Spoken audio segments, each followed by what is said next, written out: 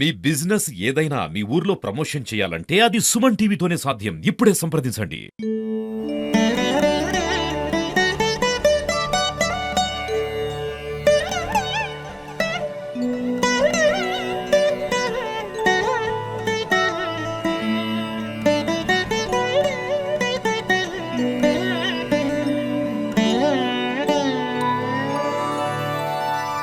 నమస్కారం సుమన్ టీవీ ప్రేక్షకులకు ఈ రోజు వైకుంఠ ఏకాదశి శుభాకాంక్షలు. ఈ రోజు మనం శ్రీ శ్రీ శ్రీ గణపతి సచ్చిదానంద స్వామి వారి ఆశ్రమం, అలాగే ఉత్తర తిరుపతి దేవస్థానంగా దీన్ని పిలుస్తారు. ఇది నిజామాబాద్ లో ఉంది, గంగస్థాన్ ఫేజ్ 2 లో.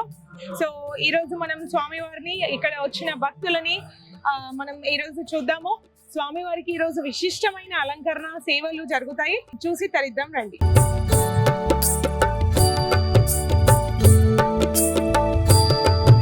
నమస్కారం అండి. ఈ రోజు వైకుంఠ ఏకాదశి చాలా విశిష్టమైన రోజు. సో మరి ఈ రోజుని మన ఈ ఉత్తర తిరుపతి దేవస్థానం ఎలా జరుపుకుంటుంది? పొద్దున్న నుంచి సాయంత్రం వరకు స్వామివారికి జరుగుతున్న కైంకర్యాలు ఏంటి? జై గురుదత్త. శ్రీ గణపతి సచ్చిదానంద స్వామి వారి యొక్క దివ్య ఆశీస్సులతో, దివ్య హస్తములతో వేకోజామునే స్వామివారికి తెల్లవారుజామునే 1 గంటలకు స్వామివారి ముహూర్తం పెట్టారు. స్వామివారు చెప్పినట్టుగానే స్వామివారికి పంచామృత అభిషేకం, అలాగే అలంకారం, అలాగే స్వామివారి దివ్య హస్తములతో 6 గంటలకు భక్తులకి ఉత్తర ద్వార దర్శనం స్వామివారి హస్తముల నుంచే ప్రారంభం చేశారు. అలాగే భక్తులు చాలా అతి పెద్ద ఎత్తున మేము ఊహించలేదు, కావున భక్తులు కూడా చాలా సంతోషం. ఈరోజు వైకుంఠ ఏకాదశి అనేది 30 దేవతలు కూడినటువంటి ఏకాదశి. ఇది సంవత్సరంలో ఒక రోజు వచ్చేదే. ప్రతిరోజు ఏకాదశి కన్నా ఈ సంవత్సరంలో ఏకాదశి కన్నా ఈ ఒక్కరోజు చాలా విశిష్టమైనది. ఆ శ్రీమన్నారాయణుడు ఇది ఒక్కరోజే లేచి భక్తులందరినీ కూడా ప్రదర్శించి వాళ్ళ యొక్క కష్ట నష్టాలన్నీ కూడా తెలుసుకొని ఆ వైకుంఠనాథుడు మళ్ళీ నిద్రిస్తారు. కాబట్టి ఈరోజు వైకుంఠ ఏకాదశి పర్వదిన అందరూ కూడా ఇచ్చేసి స్వామివారి యొక్క అనుగ్రహం, స్వామి వారి యొక్క అనుగ్రహం పొందవలసిందిగా కోరుచున్నాం. జై గురుదత్త. ఈ రోజు గణపతి సచ్చిదానంద స్వామి వారి చేతుల మీదుగా అన్ని సేవలు జరపబడ్డాయి. ప్రత్యేకంగా స్వామివారు ఈ రోజు ఇక్కడికి రావడానికి గల కారణం ఏంటి? మన నిజామాబాద్ అంటే స్వామివారికి చాలా ఇష్టం. ఉత్తర తిరుపతి క్షేత్రం అంటే ప్రపంచంలో ఎక్కడ లేని విధంగా ఒక గర్భాలయానికి ఉత్తర ద్వారం ఉంది. మన ఉత్తర తిరుపతి క్షేత్రం నిజామాబాద్ ఇందూరులోనే స్వామివారు ఇష్టంతో మన కోసం, మనందరి కోసం మంత్రాలయానికి ఉత్తర ద్వారం పెట్టారు. అది చాలా ప్రాముఖ్యత. అలాగే స్వామివారు ఎక్కడికి వెళ్ళినా కూడా మన టెంపుల్ కి చాలా ఇష్టపడతారు. అందుకే అందరి కోసం, మన కోసం స్వామీజీ ఇక్కడికి రావడం జరిగింది. దానికి నిదర్శనం ఏంటి అంటే, పొద్దున నుంచి ఆల్మోస్ట్ ఒక 4-5 గంటలు స్వామివారు అసలు అలసట లేకుండా అక్కడ కూర్చొని అందరికి దర్శనాన్ని. ఆయన దత్తుడమ్మ, ఆయన స్వామిది నిజంగానే త్రిమూర్తి రూపిణం దేవం త్రయా వేద్యం శుభాపం. ఆయన త్రిమూర్తి అమర దత్తాత్రేయ స్వరూపులు. మనము అందరికన్నా ఆయనను ఎవరిని పోల్చలేము. కాబట్టి తన వయసు ఆల్మోస్ట్ 80 సంవత్సరాలు దాటి ఆయన నిజంగానే దేవుడమ్మ. ఒక రకంగా చెప్పాలంటే ప్రశాంతత, మొహంలో ప్రశాంతత, ఎక్కడ చిరునవ్వు తగ్గలేదు. అన్ని గంటలు కూర్చొని భక్తులందరికీ ఓపికగా తీర్థ ప్రసాదాన్ని ఇచ్చారు. మనందరం కూడా చల్లగా ఉండాలని చెప్పేసి ఆయన ఒక కోరిక. అందరూ కూడా చక్కగా ఉండాలి. అలాగే దర్శనానికి వచ్చిన వాళ్ళందరూ కూడా ఏ ఇబ్బంది పడకుండా ఉండాలని చెప్పేసి స్వామి వారు చక్కగా విన్నవించారు. ప్రతి ఒక్కరికి కూడా చెప్పారు, జాగ్రత్తగా చూసుకోవాలి, స్వామి వారిని మనస్ఫూర్తిగా చూడాలి, అంతేగాని తొక్కుసలాటులో పడకూడదని చెప్పేసి చక్కగా స్వామి వారు అనుగుణంగా మన గురించి, మన కోసమే, మనతో పాటే స్వామి వారు కూడా ఉన్నారు. ఈ రోజు విశేషంగా స్వామి వారి దీవెనలు పొందాలి అంటే, ఆయన మన వైపు లగ్నం కావాలి అంటే మనం ఏం చేయాలి? డైరెక్ట్ దేవుడితో మాట్లాడలేము కదమ్మా. కాబట్టి మనం ఒక సద్గురువుని పట్టుకొని వెళ్ళాలి. ఒక మార్గం వెళ్ళాలంటే మనం ఏదైనా బైక్ తీసుకొని ఒక గమ్యానికి చేరుతాం. అలాగే మనం డైరెక్ట్ వైకుంఠానికి వెళ్ళాలి, స్వామితో ఆయన ఆశీస్సులు పొందాలంటే మధ్యలో ఒక సద్గురు ఉండాలి. అలాంటి సద్గురువు మనకు దొరకడం చాలా అదృష్టం, పూర్వజన్మ సుకృతం. అలాంటి స్వామీజీ వారు మన కోసం ఇంత దూరం రావడం కూడా మన అదృష్టం. అలాంటి కూడా కాబట్టి కాబట్టి చక్కగా ఆయన అనుగ్రహం ఖచ్చితంగా ప్రతి ఒక్కరు కూడా తీసుకోవాలి. అందరూ కూడా మిగతా వాళ్ళు ఎవరైనా రాకపోయినా సరే ప్రతి ఒక్కరు కూడా వచ్చేసి స్వామి వారి యొక్క అనుగ్రహం తీసుకోవాల్సిందిగా కోరుతున్నాను. ఈ రోజు భక్తులు ఎలాంటి నియమ నిబంధనలు పాటించారు? కొంతమంది ఉపవాసాలు ఉంటారు, అలాగే స్వామివారి సేవలో నిత్యము ఇక్కడ పనిచేసేటువంటి అందరూ కూడా సేవ చేసుకోవడానికి వచ్చారు. కొంతమంది మనం ఈ రోజు ఒక వెంగిలి ఇస్తరాకు వెతికినా కూడా పుణ్యం. కాబట్టి ఈ రోజు ఏది చేసినా కూడా స్వామివారికి మనం తృప్తిగా చేసినంత ఫలితం దక్కుతుంది.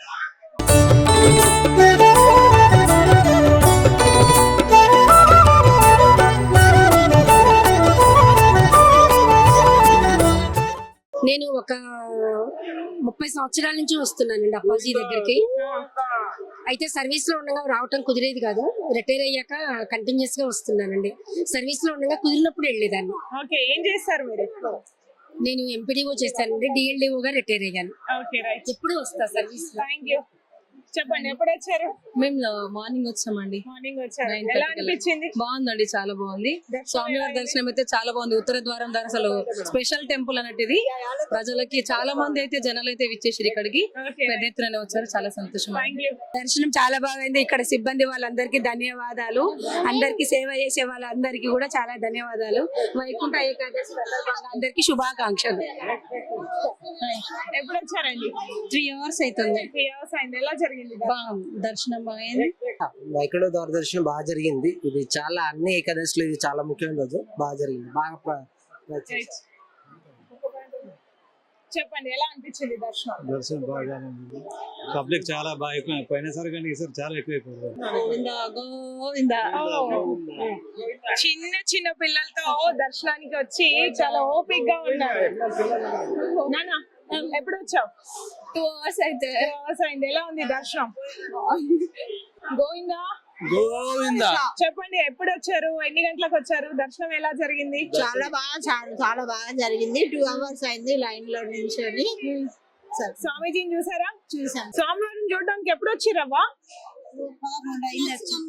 పొద్దున వచ్చి అయింది దర్శనం అవ్వడానికి. బాగుందా దర్శనం?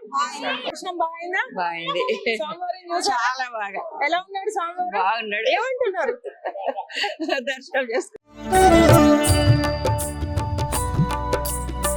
నమస్తే అండి. ఎప్పటి నుంచి సేవకు వచ్చారు? ఎలా అనిపించింది? 4:30 మార్నింగ్ 4:30 నుంచి సేవలో ఉన్నారు. సో ఎలా, ఏ సేవలు చేశారు ఈ రోజు? ప్రసాద సేవ చేశారు. అక్కడ లోపల అయ్యవారు ఏమన్నారంటే స్వామివారిని దర్శించుకోవడం ఎంత పుణ్యం వస్తుందో ఈ రోజు సేవ చేయడం వల్ల అంత పుణ్యం వస్తుందని చెప్పారు. మరి మీ ఫీలింగ్ ఏంటి? చాలా హ్యాపీ. మార్నింగ్ నుంచి సేవ దొరకడం కూడా హ్యాపీ అంటారా? చాలా ఇష్టంగా భావిస్తాను. అంటే స్వామివారు ఏం చెప్పారంటే ఈ రోజు ఎంగిలాకు ఎత్తినా పుణ్యమే అని చెప్పారు. సో మా మరి దృష్టిలో అందరికీ ఈ ప్రసాదాన్ని పంచారు.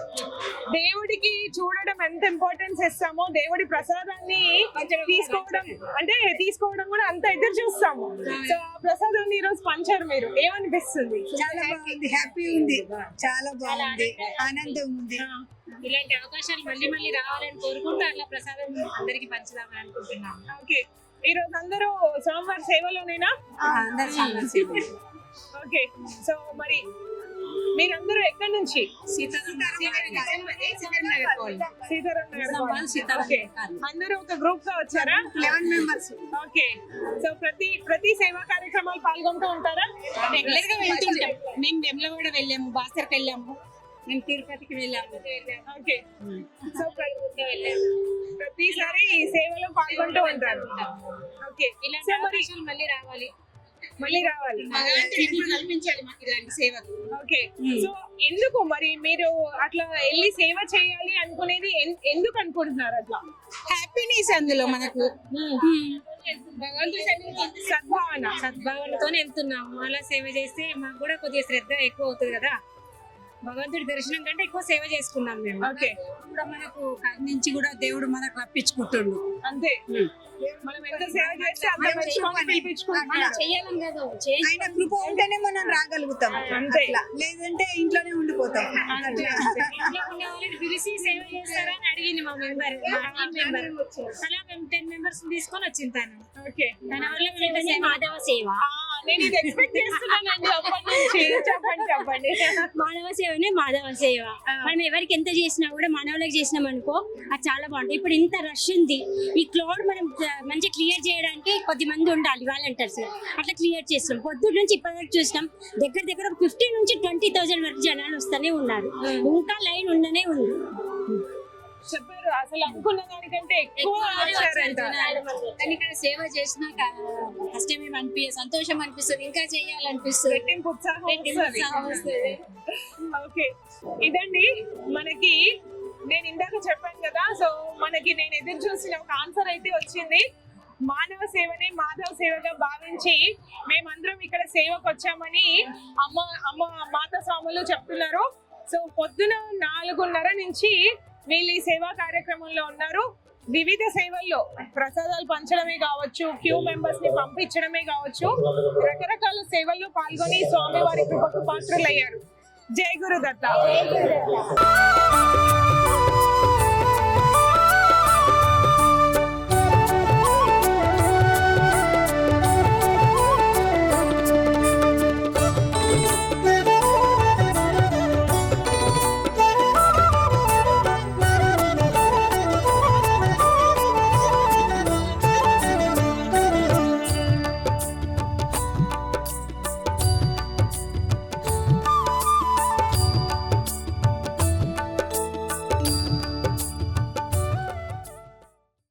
మనసులోన అనుకున్నాను, కనుల నిండా కలగన్నాను. మనసులోన అనుకున్నాను, ఈ మాయ మమతలే నా మాధవా నిన్ను మరపించే. రా రా కృష్ణయ్య నా మనసు దోచిన కన్నయ్య. రా రా కృష్ణయ్య నా మనసు దోచిన కన్నయ్య. నిత్యము నీ సన్నిధిలోన సంగీతం పాడాలని, నీవేను గానములోన నేనొక రాగము కావాలని. నిత్యము నీ సన్నిధిలోన సంగీతం పాడాలని, నీవేను గానములోన నేనొక రాగం కావాలని. మురళిలోన పలకిన వేదము, మువ్వలోన మ్రోగిన నాదం. మురళిలోన పలకిన వేదం, మువ్వలోన మ్రోగిన నాదం. ఆశలే నన్నుకోని చిత్రహింస చేసరా.